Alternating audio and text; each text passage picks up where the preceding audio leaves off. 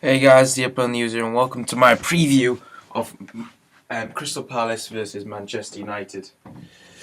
So this is my first one of the preview series I'm going to do, and I'm basically going to preview each video, preview each game the weekend, and then do a review after the game. So I'll do my predicted lineups, and then I'll probably predict the score at the end, and talk a little bit about each team. So let's just get straight into this. So we'll start off with the home team, Crystal Palace. So I've gone for 4-5-1. So we'll just start with the back four then. So we've got Ward, Hangeland, Dan, and Kelly.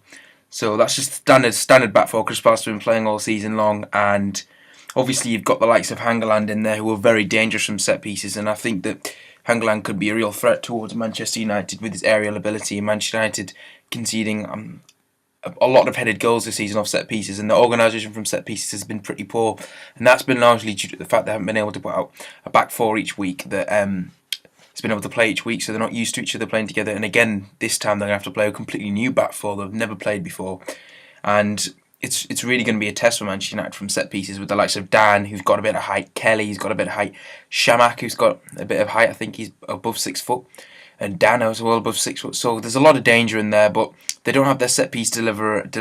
Normally Jedinak, who's out injured, and I think that's a real impact for Palace. So I kind of went with Ledley and Bannon because I think Crystal Palace are going to try and get at Man United, because that's the best way to go about playing against Manchester United, is to play high pressure the back four. Don't let them get the ball out quickly. Don't let them shift it out wide to Di Maria and get it into the likes of Rooney, Di Maria, and Blind. Don't let Blind get any time on the ball, and that's why I've gone with the 4-5-1, because I think Shamak's going to do a job on Blind where he's going to. Sorry about that. I'm going to do a job on Blind, and he's going to prevent Blind from getting the ball and spreading out wide, which is going to be very effective, I believe. And then I've gone on the wings, obviously Balassi and Punchin. I think Balassi is an absolutely he's another danger man for United on the wing. He can obviously whip in some deadly balls, get some through balls on for Campbell and Shamak, who we're going to talk about later. But yeah, Balassi is definitely a threat. When Balassi and Zaha were in the side, obviously anyway, I'll talk about it, sorry.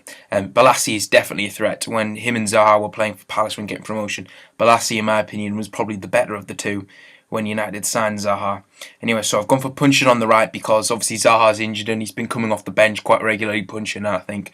Neil Warnock will just slot him into the side, and then I've gone for Bannon and Ledley in midfield. Ledley's been good for Palace holding midfielder alongside Jedinak, but Jedinak's obviously suspended, so I went for Bannon because I think Bannon is probably going to add a bit more attacking creativity kind of side to Palace, and that's what they kind of need when they're playing against Manchester United. In my opinion, they're going to kind of go for it and crowd the midfield and prevent United from midfield diamond from working, or the 4-3-3 depending on what they play. Anyway, they also come for Campbell up front, who's once again a threat for Manchester United because he runs in behind defences. He's an absolutely brilliant player. I really love Campbell. I think he's sensational when he gets on form. When he's not injured, he's brilliant. He can get in behind the defence. The ex-United man can seriously cause them some huge problems. And obviously Shamak is going to have to do a job today defensively. Normally it's been Campbell and Shamak up front, but today on Saturday, Shamak is going to have to sit back and he's going to have to get back and get in the faces of the likes of Wayne Rooney, Mata, from creating spaces. So that's the Crystal Palace lineup. So I've gone for Manchester United, and this is going to be a really tricky one because I'm not really too sure about the injuries and stuff like that, but I've kind of gone for a team. Anyway, let's just go into this and I'll talk about it as I go through. So I've gone for a back four of Shaw, McNair, Carrick and Raphael. Firstly, Raphael will obviously play if he's fit, but I'm not too sure about his fitness. Obviously, Louis van Gaal hasn't had a press conference yet at the time of recording this, so I don't know on the fitness of Raphael. Obviously, you don't know the fitness on Evans and Raphael. I think that they're possibly fit. So obviously, if they are fit, then Carrick won't play at centre-back, or McNair won't play at centre-back. But anyway, this is the team at the moment with what I know, and I think Raphael's fit for this game. I think Shaw's fit for this game. Obviously, he will be. McNair is fit and Carrick is fit. So that's the back four I would go with at the injuries we have right now. Obviously, Evans would probably slot in for Carrick or McNair because Evans is a more established centre-half than either of those two. But I thought Carrick and McNair were absolutely brilliant against City on the weekend. McNair definitely doesn't. He doesn't look like he's a youth player. He looks like a very solid centre half, and in my opinion, McNair should be starting because of the way and Blackett as well. He deserves a chance as well. So I wouldn't. I could see the McNair, Blackett, Carrick, or Evans in there. Any four of them. But if I was to choose, I'm sorry, I would choose McNair and Carrick out of those four. So that's who I've gone with anyway. Then we've got Daley Blinton holding midfield, and I've gone for the 4-4-2 diamond, which is for me the best formation Manchester United can field. Herrera and Di Maria on the side, and then Mata at the tip, Rooney and RVP up front together. So I've kind of gone with Mata here because I think Mata can do it for Manchester United against these. I'm not really on the side of Mata being criticised because I think he's done. When he's been playing his last two games before he got dropped last week, he's not been doing the job of the creator. He's not been able to play in that number 10 position. Only once he got a chance, and he didn't shine too greatly against Everton. But other than that, he's been doing his defensive side of the game because since he's come back into the side, we've been playing some pretty big teams, okay? And Matt has been doing a defensive job, which is absolutely fantastic for me because he didn't do that for Mourinho, and that's why he sold him. And I think Mata deserves a chance at number 10, and he deserves to stay in the side because he is proven quality. He was Chelsea's top player of the season for 2 seasons in a row. You do not lose that kind of talent. Mata is a fantastic player. He can play those through balls better than any single Manchester United player on the entire team. He's got absolutely brilliant football intelligence, and best of all, he can take a fucking corner and a fucking free kick, okay? And we don't have that at the moment in our side.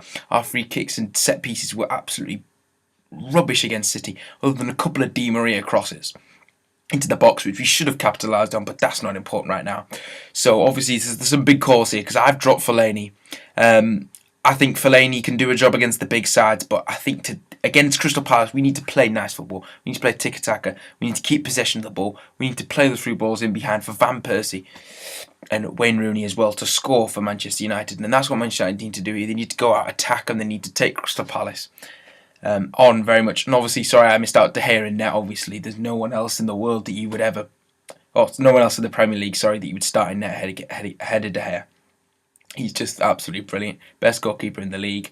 Him and Courtois are probably on level terms. They've both got qualities. But anyway, sorry, De Gea definitely. No way De Gea will start. Obviously, so I could probably see Fellaini starting ahead of Mata, possibly, but Herrera and Di Maria need to start. So I'm going to talk a little about Di Maria here, right? Di Maria's been playing on the left side of midfield for Manchester United for the past 2 games, right? He's not performed, in my opinion, in that position. I think he needs to be more central to get more involved in the game. Out wide, I think people are doubling up on him, and he's finding it really, really hard. Obviously, he's having moments of brilliance every now and again when he starts free roaming around the pitch, coming on the right and the left and the middle. Anyway, so if he's playing on the left, in the left side of a central midfield, I feel like he can swap with Mata and Herrera, and we can really get some kind of fluidity about the way Manchester United are attacking, because Di Maria, Mata and Herrera have a really, really nice bond. I feel like when they were playing, they were doing nice passes to each other. It was absolutely breathtaking to watch. And Herrera, obviously, he just makes Manchester United tick, and the quicker he gets back in the side, the quicker we start picking up points. Obviously, you've got Robin Van Persie and Wayne Rooney up front. For me, Robin Van Persie should not be dropped. If you watched him against Chelsea and against Manchester City, he was constantly making those runs. I think Gary Neville absolutely perfectly highlighted this, of the way Van Persie has not changed. He is the same player. The people around him have changed, and that's the problem. Anyway, so you might want to watch that. Just type it on YouTube and watch that, because it's absolutely fantastic the way Gary Neville analyses the way Van Persie's been performing this season. Obviously, he's not been as good as he was before, but there's some things that he's not doing right, obviously, because he's not scoring anywhere near as many goals, but he's making those runs, and people need to pick him out. And when you've got Mata, Herrera, Di Maria, you're gonna find passes for him.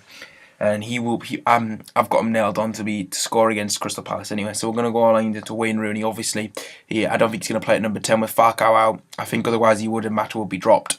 But Wayne Rooney obviously has to start. He is the captain of Manchester United, and I thought he led Manchester United absolutely incredibly against Manchester City.